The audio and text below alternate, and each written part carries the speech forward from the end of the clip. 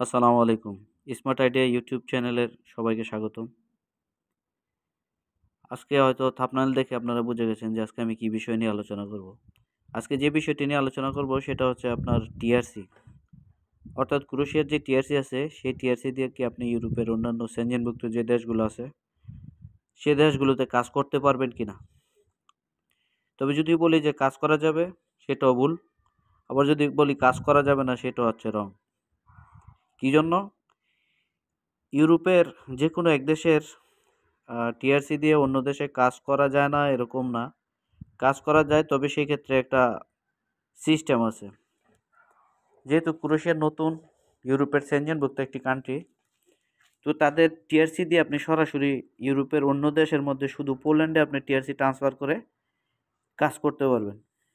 একমাত্র পোল্যান্ডই দেশ যেখানে টিআরসি ক্রোয়েশিয়ার টিআরসি দিয়ে আপনি সরাসরি পোল্যান্ডে এক্সচেঞ্জ করে কাজ করতে পারবেন। আর অন্য দেশগুলোতে আপনি সরাসরি এক্সচেঞ্জ করে কাজ করার সুযোগ নাই, তবে কাজ করার সুযোগ আছে। কাজ করার সুযোগ কেমন?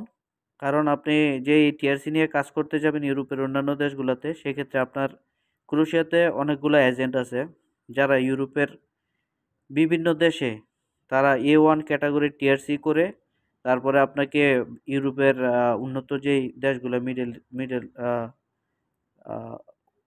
Italy, France, Belgium, Netherland, Switzerland বা ইউরোপের সমৃদ্ধিশালী যে অর্থনীতির দেশগুলো আছে বা লুক্সেমবার্গ, ওইসব দেশগুলোতে আপনার বিভিন্ন তাদের এজেন্সির মাধ্যমে, অর্থাৎ এজেন্সিগুলা আপনার এই টিআরসিটাকে, ক্রোয়েশিয়ার টিআরসিটাকে A1 ক্যাটাগরির টিআরসি বানিয়ে আপনাকে এই ওইসব দেশের যে তাদের কাজের বা বিভিন্ন কোম্পানির সাথে তাদের কন্ট্যাক্ট থাকে, ওইসব কোম্পানিগুলোতে তারা বিভিন্ন কর্মী সাপ্লাই করে থাকে।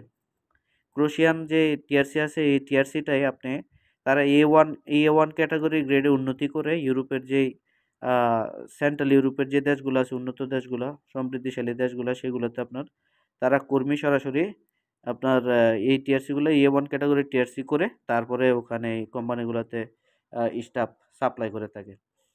তো তারা যে আপনাকে ওখানে কাজের ব্যবস্থা করে দিবে, তারা একটা মাঝখান দিয়ে দেখা গেছে যে আপনার 1500 থেকে 3000 ইউরো পর্যন্ত আপনার স্যালারি পাইতে পারেন।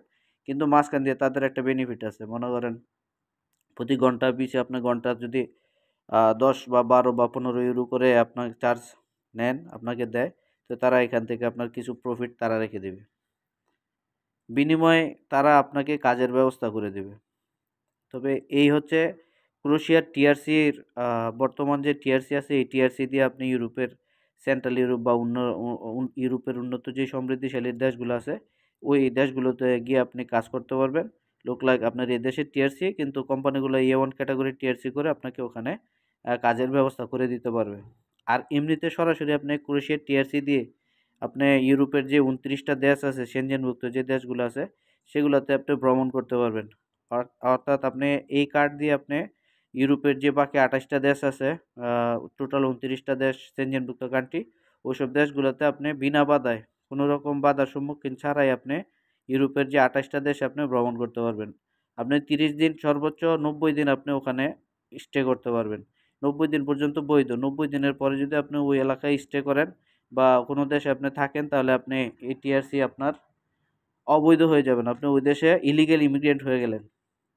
আপনি এই টিআরসি দিয়ে আপনি ভ্রমণ করতে পারবেন, বাট কাজ করতে পারবেন না। যদি কাজ করতে হয় তাহলে এজেন্সি ধরে আপনার যদি A1 ক্যাটাগরিতে উন্নয়ন করে তারপরে আপনি অন্যান্য ইউরোপের, অন্যান্য সেন্ট্রাল ইউরোপের দেশগুলোতে কাজ করতে পারবেন।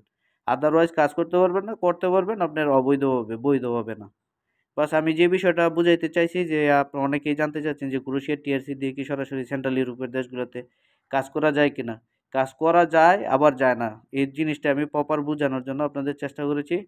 সবাই ভিডিওটি ধৈর্য সহকারে দেখার জন্য অসংখ্য ধন্যবাদ। সবাই ভালো থাকবেন, সুস্থ থাকবেন। আজকের মতো এখানেই বিদায় নিচ্ছি। আসসালামু আলাইকুম রহমতুল্লাহি ওয়া বারাকাতুহু।